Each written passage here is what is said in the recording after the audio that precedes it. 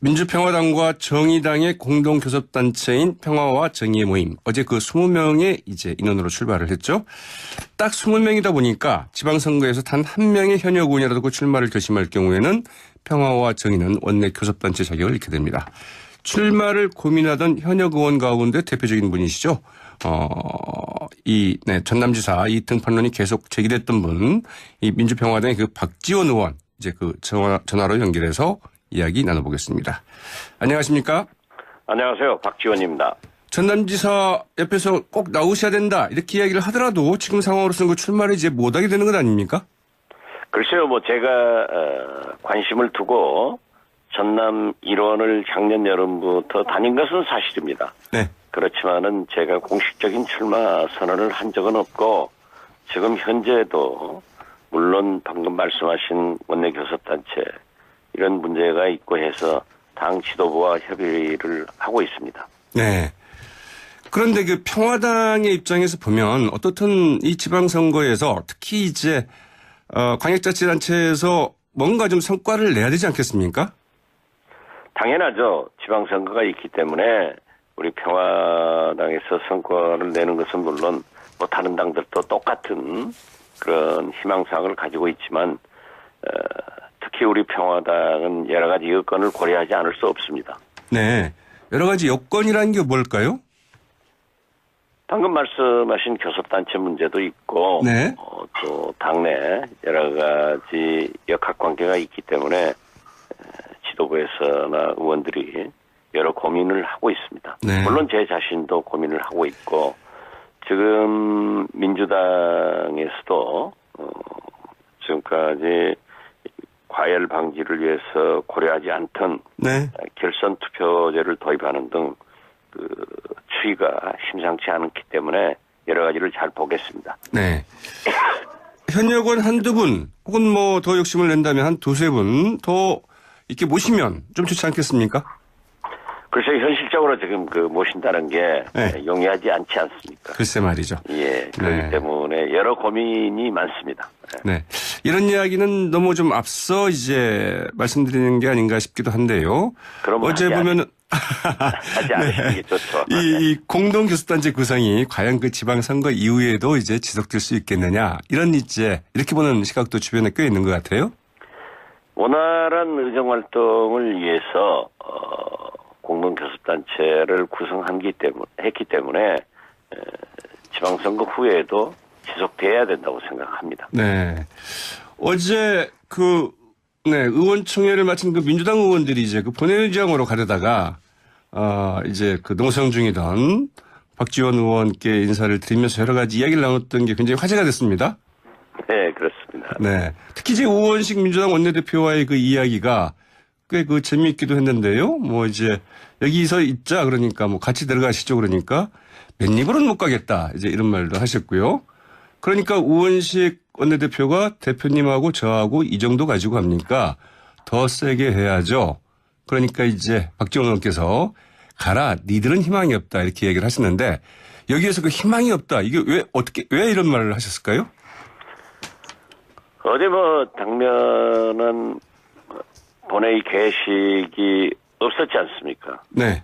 그만큼 민주당 단독으로는 무엇도 할 수 없는 그런 형편입니다. 네.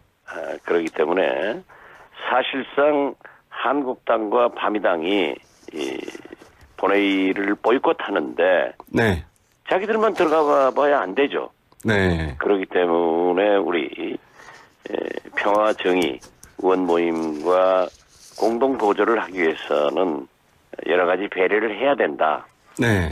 또 우리도 야당으로서 협력할 것은 100번이라도 협력해야 되지만은 네. 옳지 않은 일에는 협력할 수 없다. 그런 의미로 말씀을 나눈 겁니다. 네. 그렇다면 이번 지방선거 때 더불어민주당과의 선거연대나 후보연대 이런 부분은 전혀 불가능할까요? 정치는 생물이기 때문에 아직 뭐라고 얘기할 수 없을 겁니다.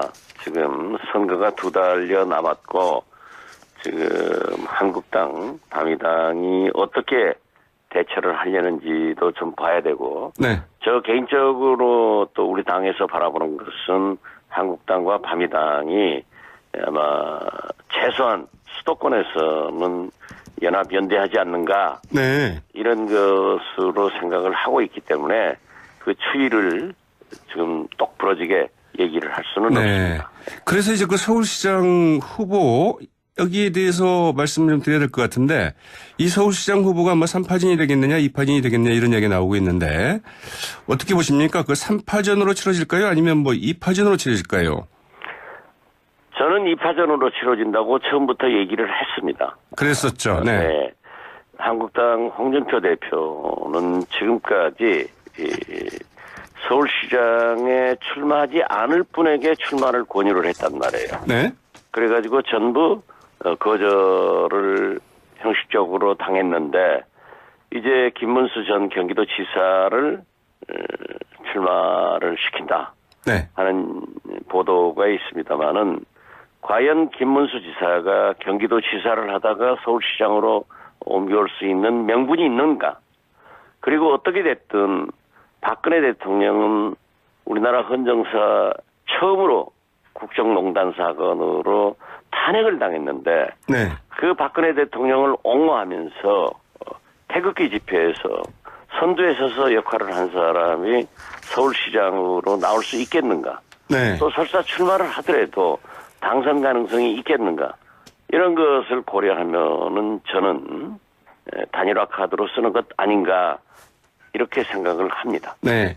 김문수 전 경기도지사가 설령 자유한국당의 서울시장 후보로 나온다 하더라도 이는 단일화 카드이다.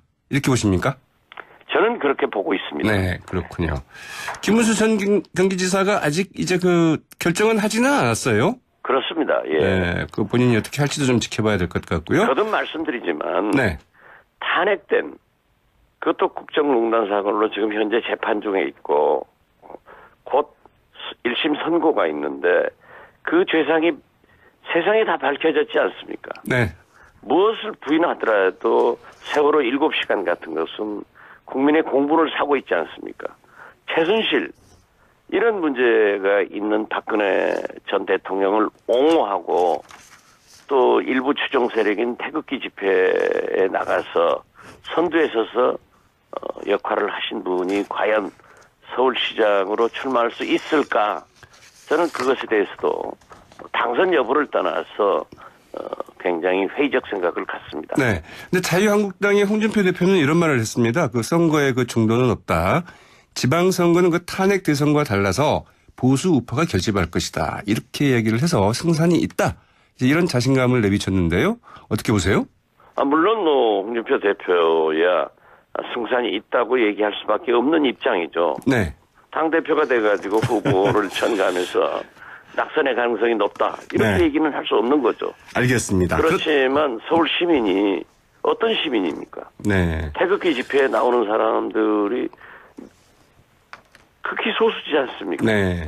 이러한 것은 서울 시민은 물론 국민적 공분을 가져오게 하는 것이기 때문에 저는 불가능한 일이다. 네. 또 그렇게 해서는 한국당의 미래가 없다. 이렇게 단정적으로 저는 생각을 합니다. 네. 그 안철수 바른미래당의 인재영입위원장 그러니까 이제 그 전 대표가 그 내일 이제 그 출마 선언을 한다는 건데 자유한국당과의 그 연대 가능성에 있어서는 확실하게 선을 그었거든요. 자유한국당은 싸워서 이길 경쟁 상대이지 우리가 뭐 연대하거나 그럴 상대는 아니다. 이렇게 얘기를 했는데 어떻게 보세요? 그건 뭐 이미 유승민 대표께서 자유한국당이 반성을 하고 네. 잘한다고 하면은 바른미래당이 존재할 이유가 없다. 그리고 일부 후보에 대한 연대 단일화를 얘기했기 때문에 지극히 정치적으로 지금 유불리를 따져서 하는 말이 아닌가 그렇게 짐작합니다. 네. 박지원 의원께서는 안철수 전 대표가 서울시장 후보로 나올 거라고 예측을 하셨는지요? 저는 나올 걸로 예측을 합니다. 네. 그러니까 이전부터 그렇게 좀 생각을 했습니까? 네, 그렇습니다. 네. 네. 안철수 전 대표는 상당히 좀 어려울 수 있는 그 승부일 수 있는데요. 이렇게 나오는 거 어떻게 봐야 될까요? 안철수 대표로서는 서울시장에 출마하는 것이 잃을 게 없는 거죠.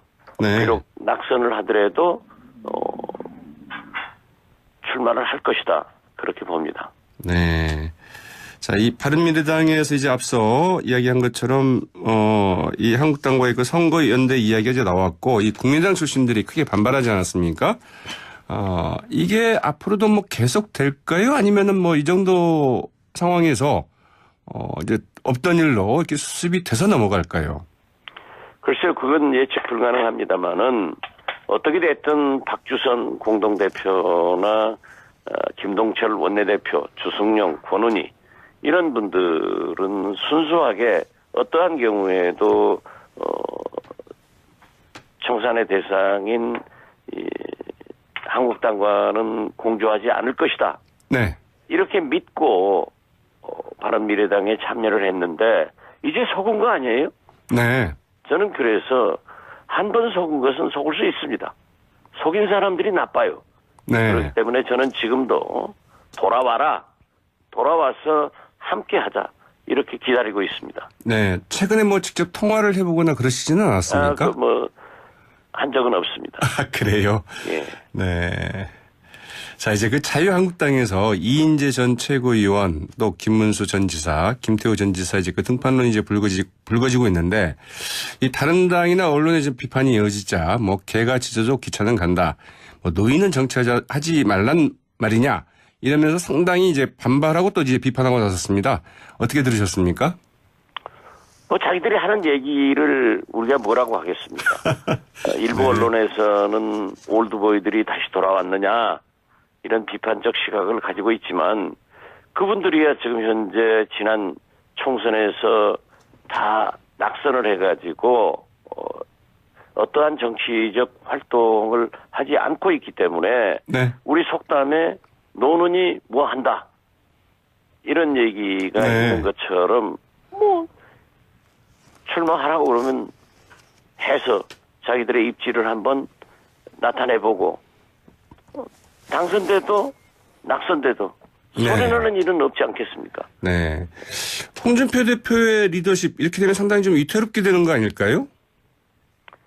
선거 결과를 봐야겠지만은 네. 뭐 제가 제1야당 대표의 리더십에 대해서 우리 국민들이 느끼고 있는 또 일부 한국당 내에서도 특히 보수층에서도 느끼고 있는 그러한 생각을 저도 똑같이 느끼고 있습니다. 네. 마지막으로 한 말씀만 더 여쭙겠습니다. 우리 측그 예술단이 그 평양을 좀 방문하고 있지 않습니까? 오늘 이제 그 2차 공연이 있는데 김정은 위원장이 그 가을 공연 이야기도 하고 또 그 직접 공연도 이제 전격적으로 관람을 했고요. 김영철 통전위원장이죠. 네, 통전부장이 이 남측 기자단의 그 취재 제안에 대해서 직접 사과를 하기도 했는데요.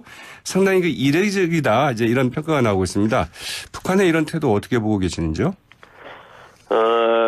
우선 김정은 이설주 북한 정상 부부가 다른 일정을 합동 공연에 가려다가 그 일정을 때문에 단독 공연에 온 것은 과연 그 북한의 속성상 얼마나 중요한 일정이 잡혀 있기에 이렇게 단독 공연에 왔는가 그게 굉장히 저는 흥미스럽고요. 네.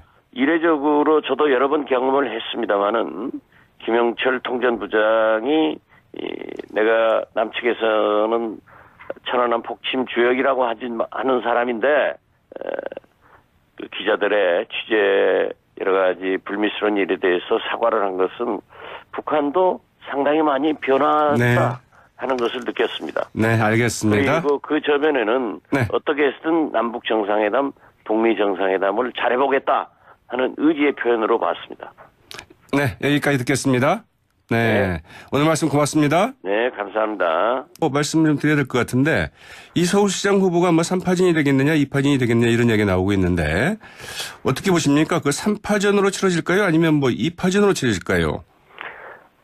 저는 2파전으로 치러진다고 처음부터 얘기를 했습니다. 그랬었죠. 네. 네.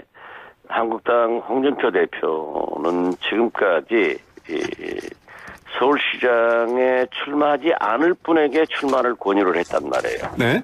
그래가지고 전부 거절을 형식적으로 당했는데 이제 김문수 전 경기도지사를 출마를 시킨다 네. 하는 보도가 있습니다만은 과연 김문수 지사가 경기도지사를 하다가 서울시장으로 옮겨올 수 있는 명분이 있는가? 그리고 어떻게 됐든 박근혜 대통령은 우리나라 헌정사 처음으로 국정농단 사건으로 탄핵을 당했는데 네. 그 박근혜 대통령을 옹호하면서 태극기 집회에서 선두에 서서 역할을 한 사람이 서울시장으로 나올 수 있겠는가? 네. 또 설사 출마를 하더라도 당선 가능성이 있겠는가?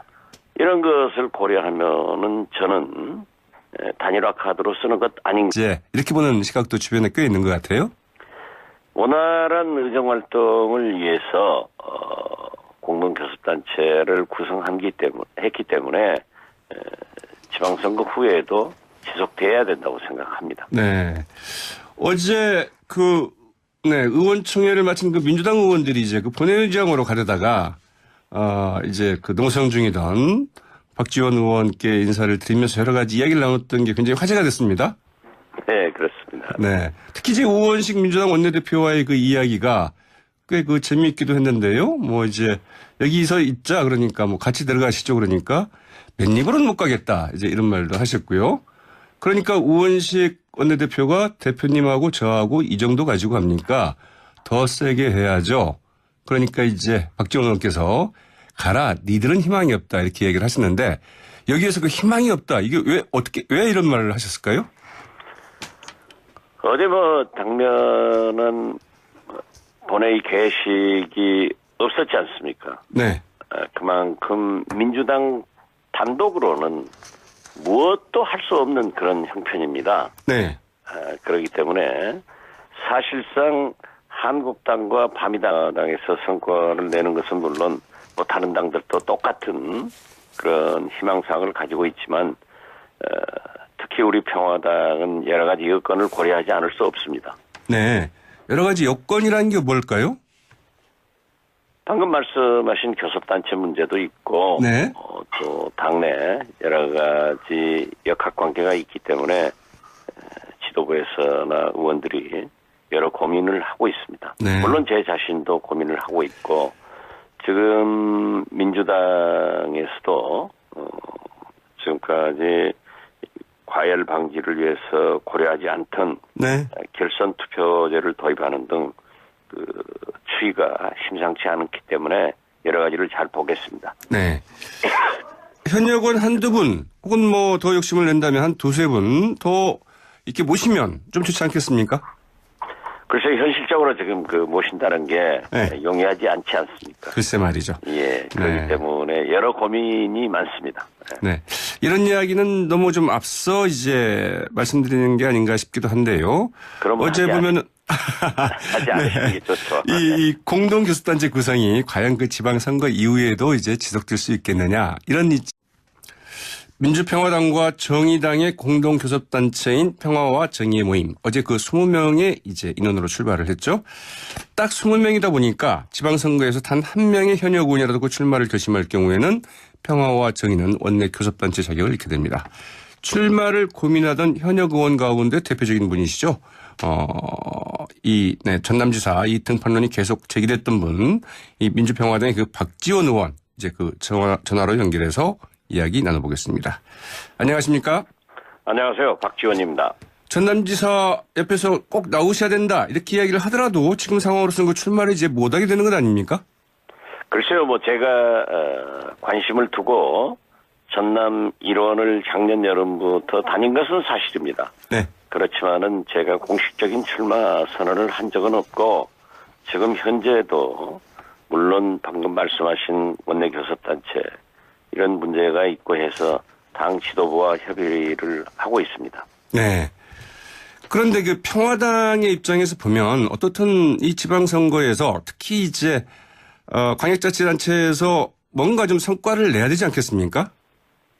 당연하죠. 지방선거가 있기 때문에 우리 평화당이 본회의를 보이콧하는데 네. 자기들만 들어가 봐야 안 되죠.